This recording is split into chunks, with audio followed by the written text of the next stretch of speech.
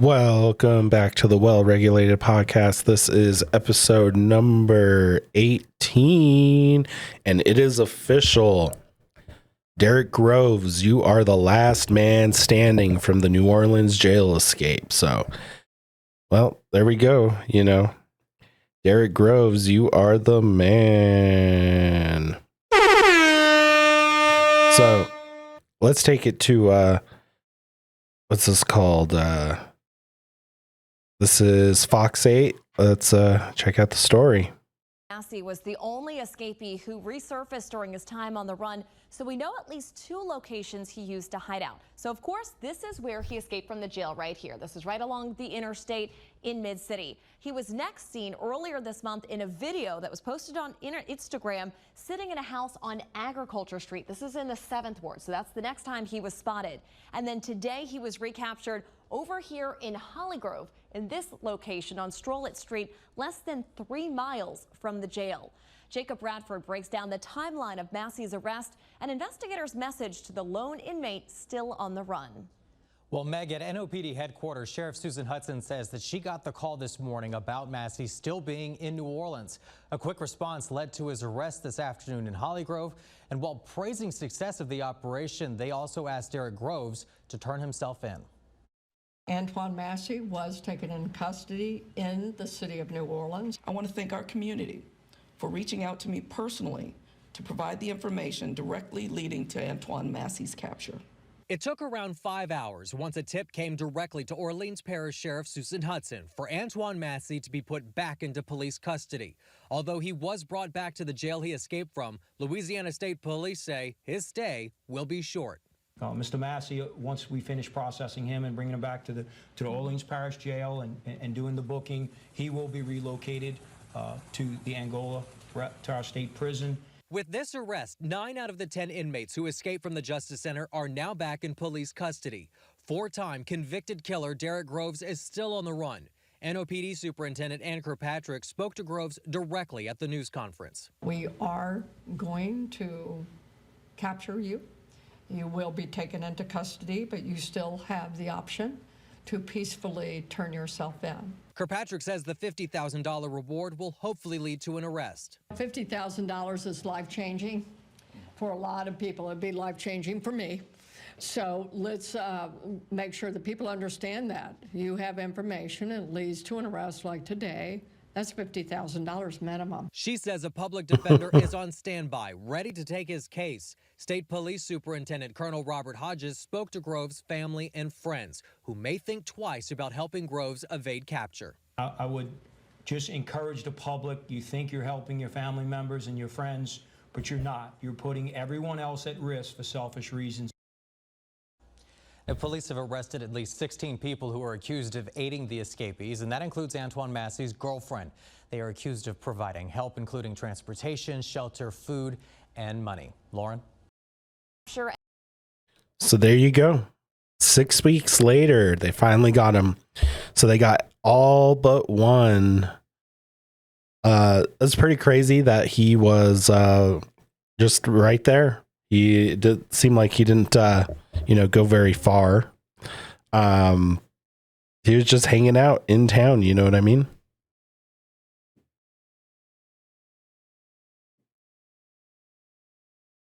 So wild stuff. So here we go.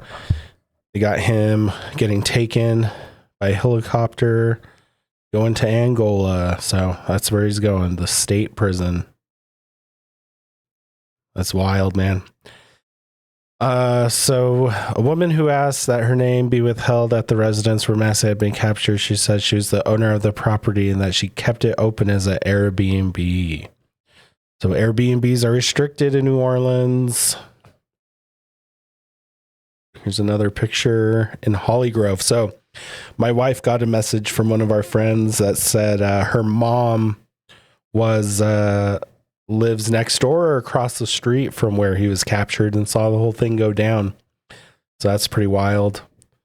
We asked the public to trust law enforcement and that we will find Mr. Groves. So they're looking for Derek Groves. He's the last man standing. So whoever made bets on that poly market, man, there you go. Wild. On other news, we got this post. So recently there was an assassination of a couple of state like politicians. One was a state representative and the other one was a state senator for Minnesota. And they did catch the assailant, but I wanted to read this story because it's totally, they're turning a pretty horrible incident and like trying to blame guns for it. So that's just ridiculous. And I wanted to just read this story. I've been sick for the last week, so I apologize. I might have the sniffles, you know, might mute the mic a couple of times.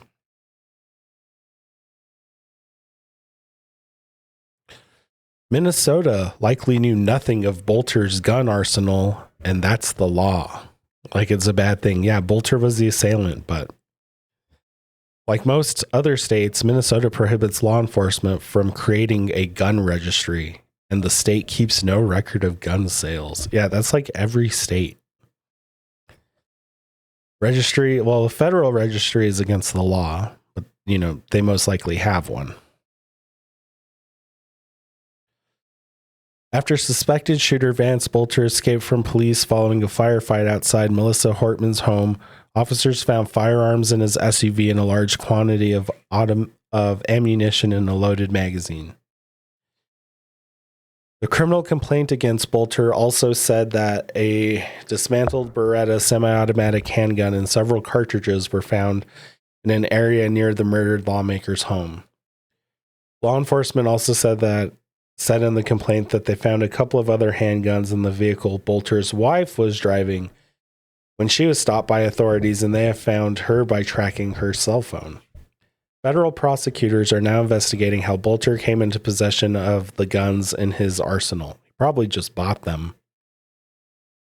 But Minnesota law prohibits public disclosure about gun ownership, and even state law enforcement doesn't know how many guns there are in the state and who owns them. So it's likely authorities in the state were unaware of his stockpile. That's the way it should be, honestly. Those authorities now say they can't speak about Bolter's guns because they're part of an open investigation. The Minnesota Bureau of Criminal Apprehension maintains a permit tracking system which provides information to law enforcement and prosecutors about people who have been granted or denied a permit to carry a firearm in public. But this information is not made public and does not divulge the identities of those who have received a permit to carry. So here's a map of Minnesota's permits issued by county. According to the Minnesota Department of Public Safety, where 67,216 applications for permits to carry were approved in 2024 and 562 were denied. The state does not track permits to purchase firearms, nor does Minnesota law require firearm distributors to maintain a list of sales. Minnesota does not have a gun registry database, joining a majority of states that lack such records. Only 7 states, including Michigan, California, Maryland, have a registry of handguns or assault-type rifles or both. Largely due to NRA opposition, there is no federal gun registry. So it's hard to tell how many firearms there are in Minnesota.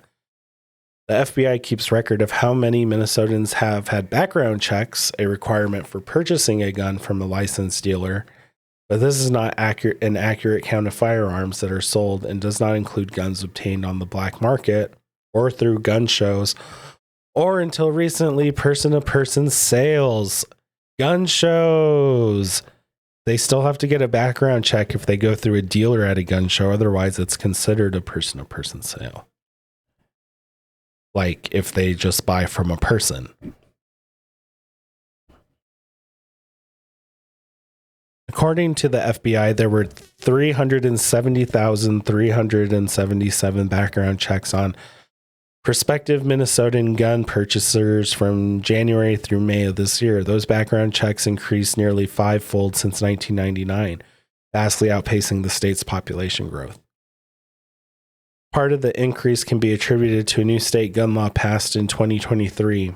The legislature approved and Governor Tim Walz signed into law measures that would subject private transfers of pistols and semi-automatic military-style assault weapons to background checks before prospective purchasers.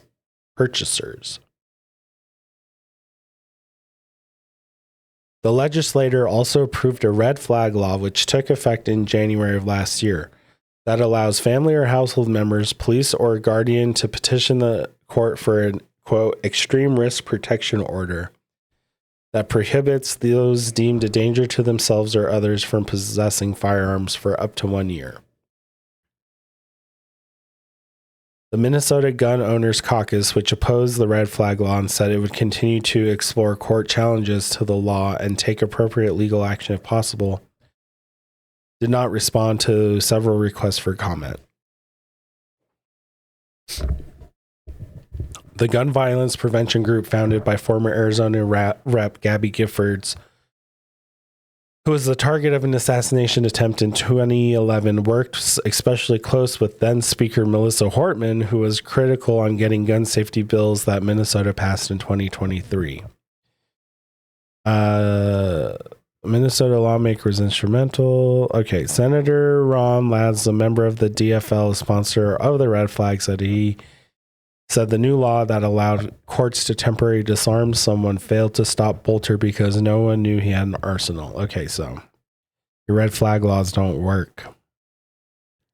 I'm sure plenty of people knew he had an arsenal. His roommate, for some reason, he had a roommate, even though he had a wife. And he had not exhibited any behavior that indicated he was a risk to himself or others. According to a study about gun violence, all right, I don't really care. All right, so they're pretty much saying they need a registry, and they're using this horrible incident to try to push it. Let's see. Let's read this part real quick. The study said that 90%, okay, out of all the cases, 3/4 were approved, 16 were denied, and the remainder were still pending. This is talking about red flags. The report also said that those subjected to a request for court to approve the removal of their weapons were predominantly male.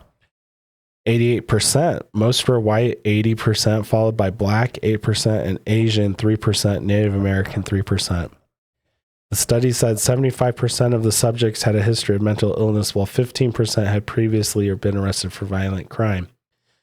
59% had more than one gun and owned 20. Right on.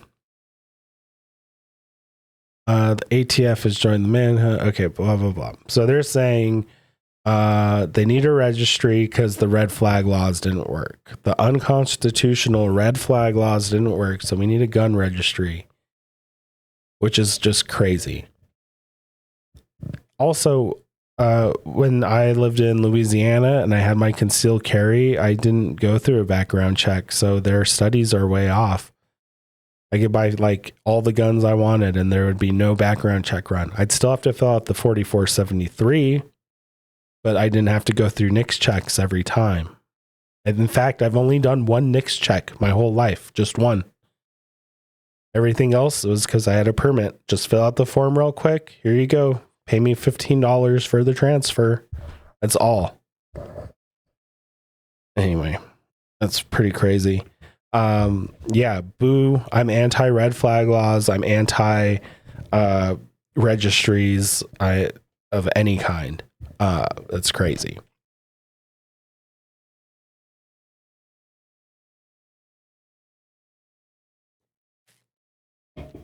If you guys follow like what really happened with this story, the police had many opportunities to apprehend him. Like, in fact, he was at,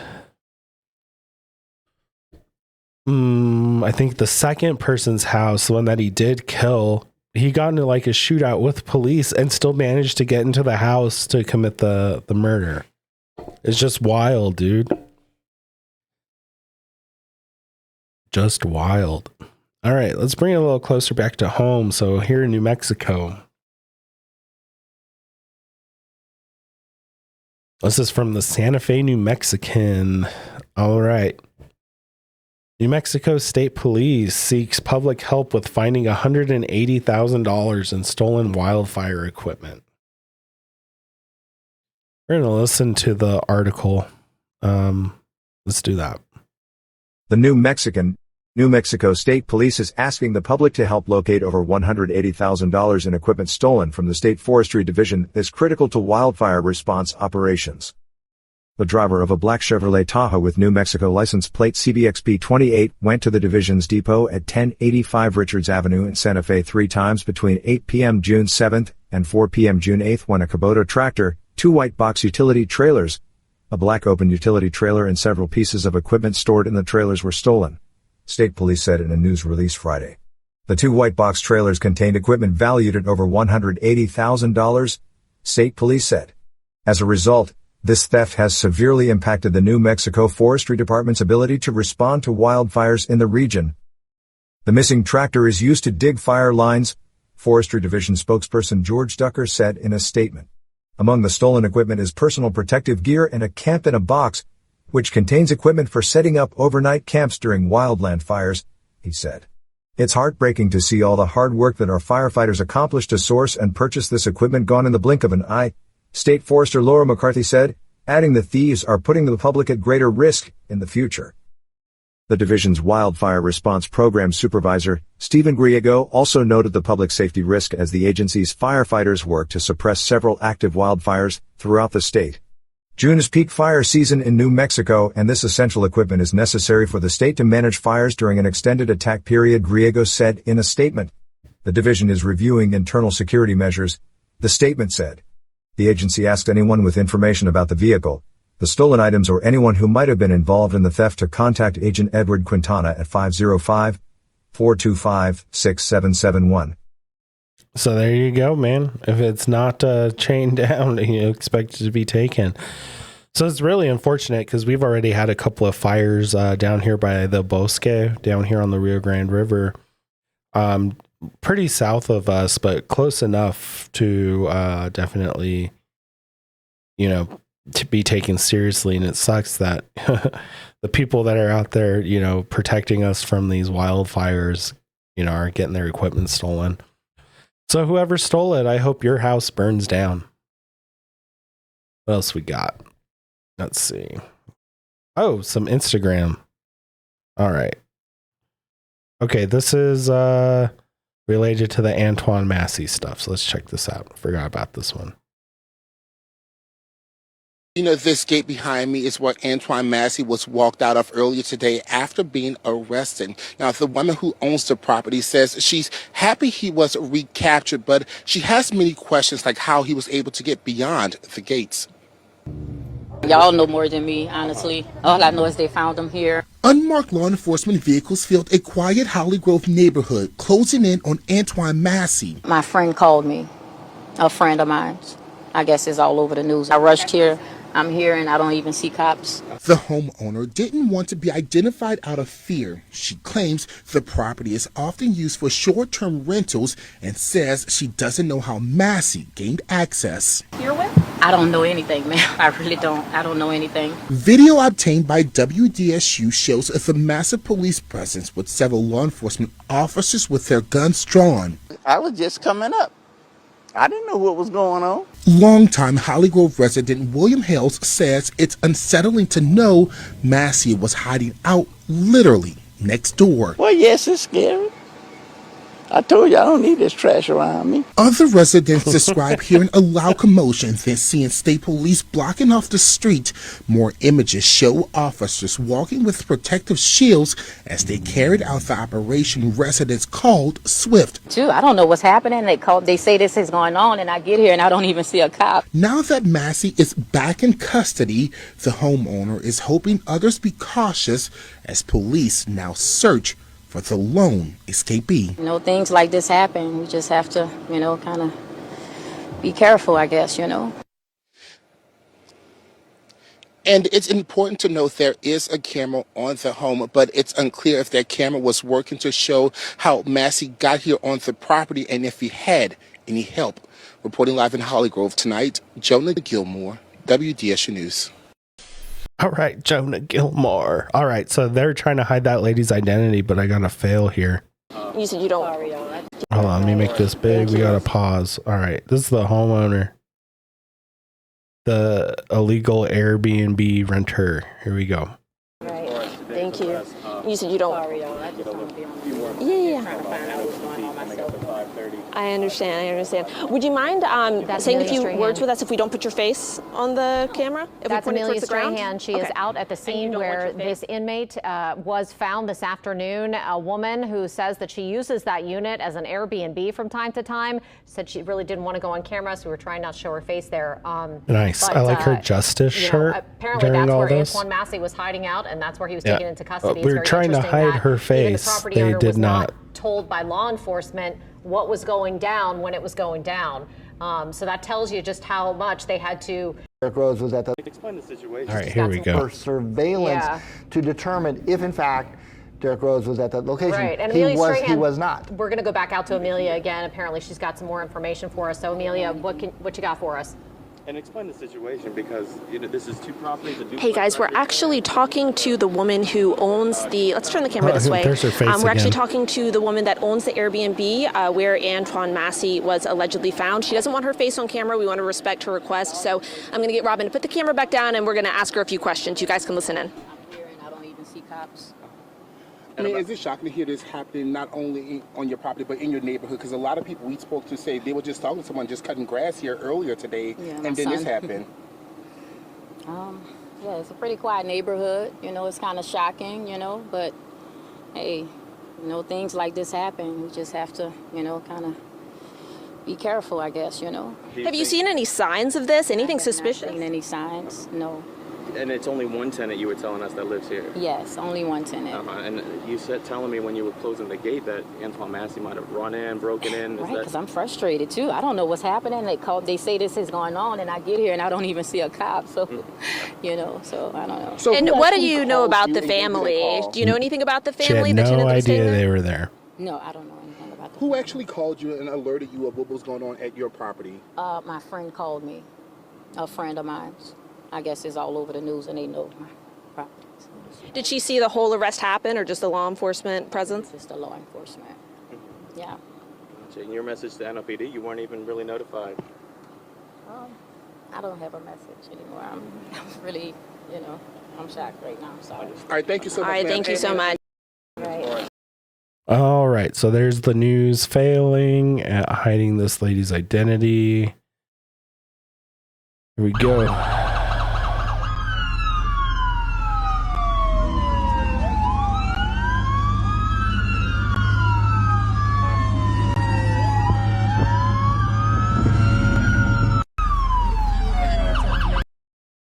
All the news there, all the news. We have anything else? Yep. We got some video. Obtained exclusive video from the moments authorities swarmed a home in Holly Grove. All right. This is apparently when that happened.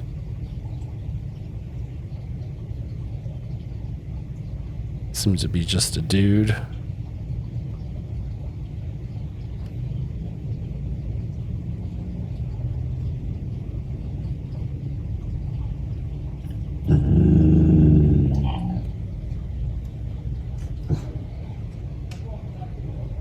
Yeah, I don't think there's anything here on that one.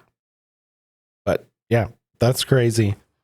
So they got all but one. All but one.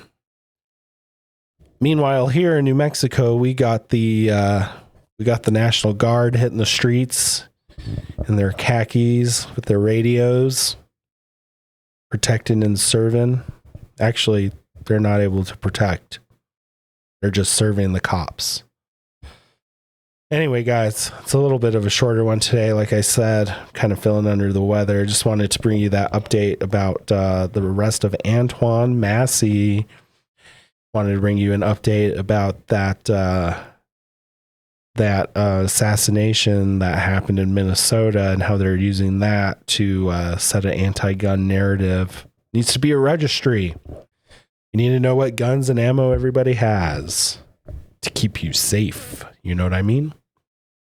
Then in New Mexico, can't even have stuff for our firefighters. So there you go, guys. As always, it's crazy out there, and it just keeps getting crazier. We got this whole Middle East stuff popping off. So keep your head on a swivel out there. Protect yourselves and protect your families, and remember to stay well regulated. It's really a crazy one out there. We'll catch you on the next one. Peace.